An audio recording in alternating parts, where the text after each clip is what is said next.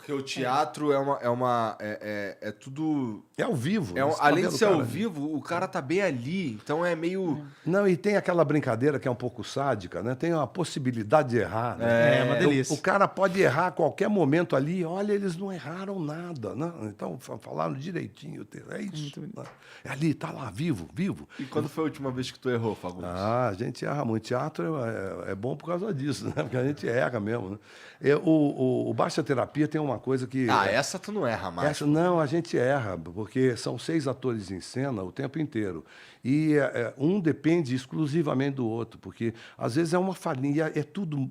Você vai ver, você vai achar que foi tudo improvisado. Mas não é. Foi absolutamente ensaiado. Cada gesto, cada copinho que você pega, cada passo que você. Tudo, a bagunça, tudo absolutamente ensaiado. Então, se alguém ali no meio se confundir e fizer uma coisinha errada, dá um.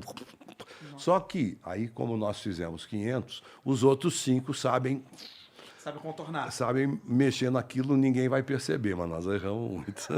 Teve um pior erro, assim, no palco? Do Baixa Terapia, não, mas eu, por exemplo, eu tive das no 40 monólogo peças. que eu fiz. Qual? Eu chamava Restos. Restos. Era um texto do Neil Labute e era um monólogo. Era eu sozinho em cena e deu um branco. Ei! Branco, para quem não sabe, você dá um branco mesmo, fica um branco na tua frente, assim você não lembra nem o seu nome, né? E aí eu parei ali e eu saí de cena. Eu não tinha saída, né? Eu saí de cena. O público não conhece a peça, né? Eles acharam que era isso mesmo. Lá fora, eu no texto, me dá um texto aqui, me dá...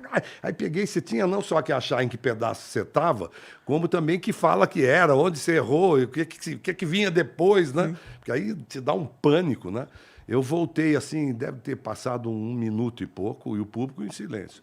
Segundo ato, gente. Aí eu voltei absolutamente molhado de suor, né? Porque dá uma adrenalina ali, e continuei o espetáculo. E o público não percebeu, o público achou que fazia parte do espetáculo. O que é Mas muito engraçado, horrível. porque o Antônio é conhecido por decorar texto na hora.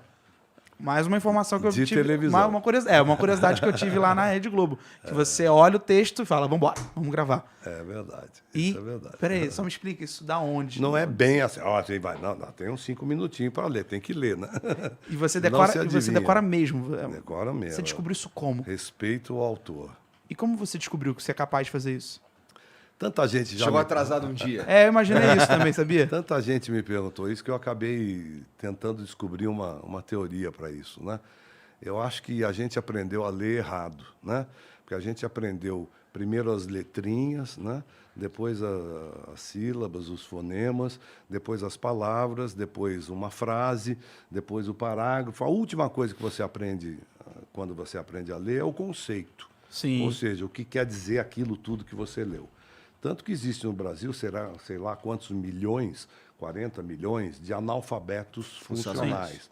O que quer dizer analfabeto funcional? Quer dizer que é um cara que Lê e não ele entende. sabe ler, mas ele não entende o que ele leu. Não consegue literalmente Ele não decodificar. consegue entender o que está escrito ali, né? Ele tem que ler umas 10 vezes para passar por cima de todo esse aprendizado errado para chegar no conceito. Então, você lê, você vê um cara que lê mal, ele lê a cama, já esqueceu, né?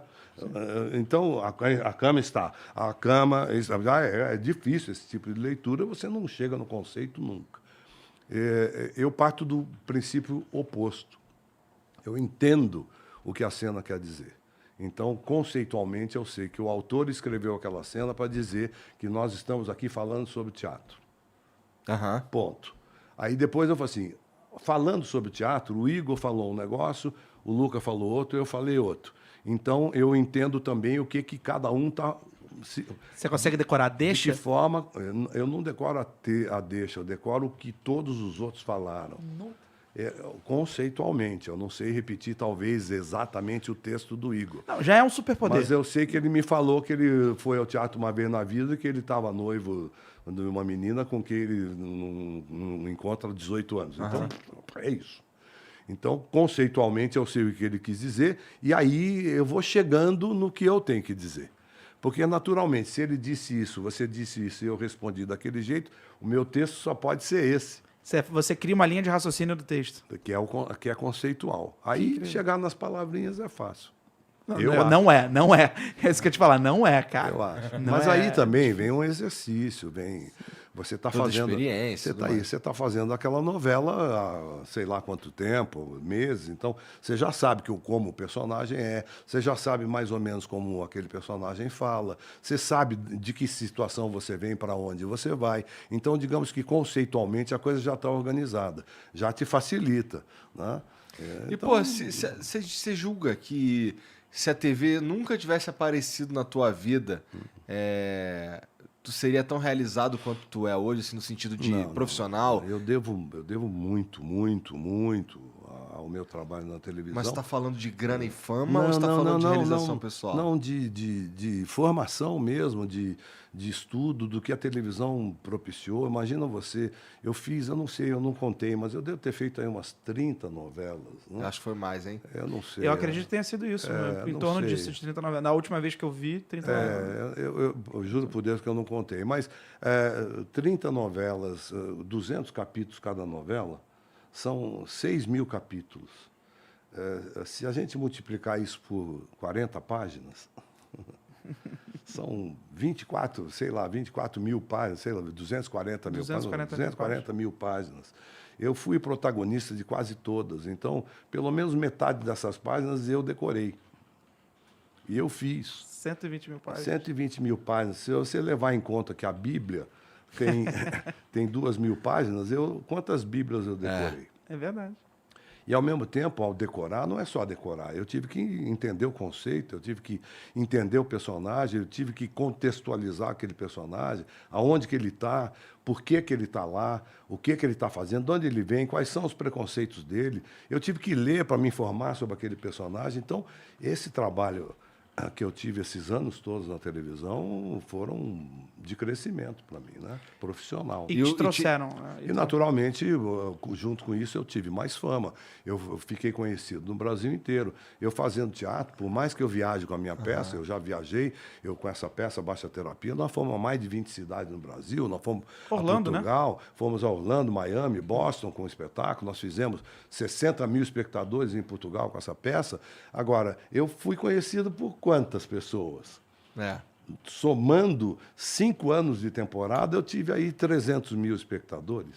Só o Rei do Gado teve umas 20 vezes isso aí. Não, né? só um capítulo do Rei do Gado eu fui visto por 60 milhões de espectadores. Então, Era uma época que dava muita audiência. Assim. Hoje em dia dá audiência. Hoje eu sei que se eu vou a Porto Alegre, eu sou conhecido lá.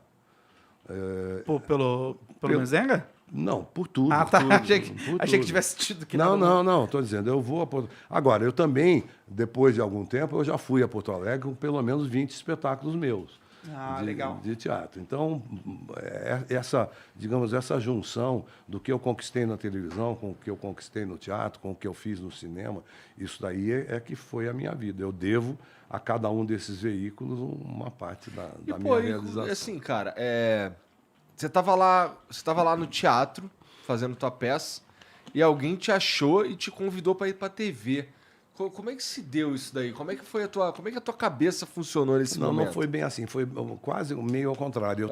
Eu tava fazendo teatro já há uns 10 anos, doido para fazer televisão e ninguém me chamava. Tá. Você tinha uns 21 anos, mais ou menos? Eu comecei a fazer teatro com 16 para 17 anos. Eu tinha uns 28. 20 e poucos anos. Aí ninguém me chamava. E, inclusive, gente de televisão que ia ver, adorava, vinha me abraçar e tal. Eu falava, ninguém me chamava para fazer televisão. E aí eu comecei a fazer coisas na TV Cultura. Porque eu queria fazer teleteatro, televisão. né? A TV Cultura, talvez eu tenha sido o primeiro ator a fazer teleteatro na TV Cultura, porque em 69, na inauguração da TV Cultura, eu fiz um teleteatro lá. Parabéns, que legal. Com direção do Dr. Alfredo Mesquita, que foi o cara que fundou a Escola de Arte Dramática de São Paulo.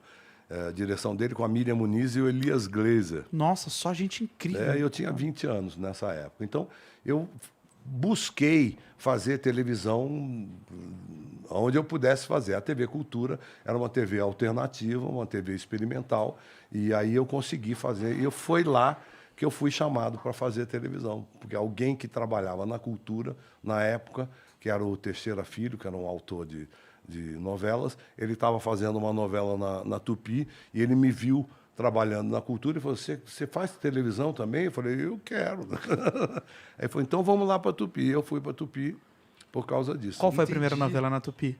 Chamava Bellamy, Bellamy. que era uma novela do Teixeira Filho. Eu pensei que tivesse sido mais... Alguém chegou em você e fez um convite, mas no fim das contas foi você realizando, alcançando um objetivo. Fui eu correndo atrás. E você correu atrás como pro teleteatro na cultura? Chegou lá batendo na porta?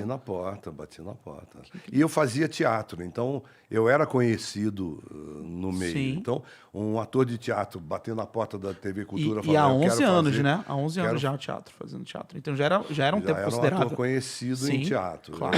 Um ator jovem conhecido em teatro. Que incrível. Porra, tinha feito. já devem ter te perguntado isso um monte de vezes, Antônio, mas, cara, tem... Na tua família, como é que foi... Como é que eles receberam a notícia de que tu queria ser ator? Porque, assim, se eu falo isso pra minha mãe ia falar... Se eu falo pra minha mãe que eu ia Não, trabalhar... vai trabalhar, meu filho. Vai trabalhar. Se eu falasse pra ela, mãe, agora eu vou trabalhar com internet. Ela ia falar... Mãe, eu vou trabalhar com Monark agora. E pra tu, não, como é que foi? Já eu tinha tive- artista na tua família? Não tinha, não. Mas minha mãe sempre foi muito proativa, né? No sentido de seja feliz, faça o que você gosta, né? que Então, eu já com 12 anos, eu já estava fazendo lá minhas coisinhas, show litero musical, e aquela coisinha, e lendo poemas, e não sei o quê. Então, ela me estimulava no sentido de não criar empecilhos para isso. Pô, legal. Já ajuda muito, né? Ela tinha só um pedido que eu não cumpri, tadinha, ela morreu sem eu ter cumprido, que ela queria que eu me formasse. Ela queria que eu fosse engenheiro civil. Eu acho que a engenharia civil saiu lucrando com A gente a conhece um minha cara ausência. que vende diploma. Tranquilaço. A gente conhece um cara que vende diploma. Não, aí. porque realmente na minha época a gente tinha, hoje em dia não tem mais isso, né? Na minha época a gente tinha aquela coisa de que tinha que ter um diploma, né? Se você não Total. tivesse um diploma, você não era nada, né? Mas essa Sim. é a mentalidade da Até hoje. geração anterior, pelo menos, Sim. é total. Não, hoje essa a gente já está mentalidade. vendo até que a universidade quase não é nada, né? Se você não continuar estudando. Infelizmente. Não, mas não é, infelizmente, porque você tem que continuar estudando. Claro, né? eu isso. concordo com você, mas é que eu vejo hoje profissionais graduados, profissionais com diploma embaixo do braço, que estão sendo trocados por outros simplesmente pela maneira como se portam nas redes sociais. Eu vi isso até um corte outro dia de uma pessoa falando que deu preferência para um profissional da área porque no Instagram esse profissional se comunicava melhor. E quando perguntaram por que se comunica melhor como? Ah, não, ela se maqueia nos vídeos. E Dancinha, faz dancinha. Né? E isso me chateou porque a gente vive aqui, a gente produz conteúdo. Eu trabalho para o Igor. Não. Eu Trabalha trabalho... comigo. Obrigado. Oba, pede aumento. Veja aumento agora. Alô, Bruno Sabe que Risse. se eu tivesse como te dar uma aumento, eu te dava. Alô, Bruno Risse. Ouviu, né, Bruno Risse? Bom, a gente trabalha junto e a gente produz conteúdo para a internet. O que a gente se preocupa bastante é saber como produzir, passar, porque tem uma responsabilidade nossa de quem produz. Por mais que o Flow hoje, cada vez mais a gente fale que é uma conversa, não é uma entrevista, a gente está tendo uma conversa mesmo. Temos a pauta, a gente sabe quem é você graças a você. Sim. Mas se fosse outra pessoa profissional, a gente também iria se inteirar sobre, mas é uma conversa. Eu sei que cada vez mais é importante você estar presente virtualmente, mas essa troca, essa preferência, essa desclassificação... Mas é como saber tocar violão, entendeu? É importante você saber tocar violão. Se você for engenheiro civil. É claro, porque você está crescendo, você tem contato com outra área, o teu cérebro está movimentando de outra forma. Tudo é importante. É uma muito questão importante. de desenvolvimento pessoal. Né? Agrega, com certeza agrega. Mas isso faz você um melhor profissional? É que o estudo, hoje em dia, o estudo não é mais como era antigamente. A sala de aula reproduzia as fábricas, né? Tocava um apito para você entrar, um apito para você sair. Você sentava um atrás do outro, levantava quando o diretor entrava, sentava quando o diretor entrava. Era assim. Hoje em dia, a sala de aula tem que ser dinâmica, porque ela tem que ensinar você a aprender, não ensinar definitivamente aquilo, porque não existe o definitivo. Certo. Você não sai formado em engenharia. Você sai com um caminho para entender o que é a engenharia, porque a engenharia se modifica a cada mês. Então, se você trouxer informação para você do violão, do videogame, da internet, você está crescendo dentro da sua área. É o que eu falava para minha mãe antes da internet. Eu falava para ela: mãe, você não sabe o que eu estudo. Muito. Eu estudo muito mais do que se eu estivesse fazendo engenharia civil, porque o que eu tenho que ler para fazer um personagem da Segunda Guerra Mundial, tem gente que não leu isso na vida inteira. E eu li para fazer uma peça. Eu li 20 livros para fazer uma peça, e depois que a peça estreou, eu continuei lendo. Então, eu continuo lendo até hoje. Então, o que eu estudo é uma coisa que não tem limite.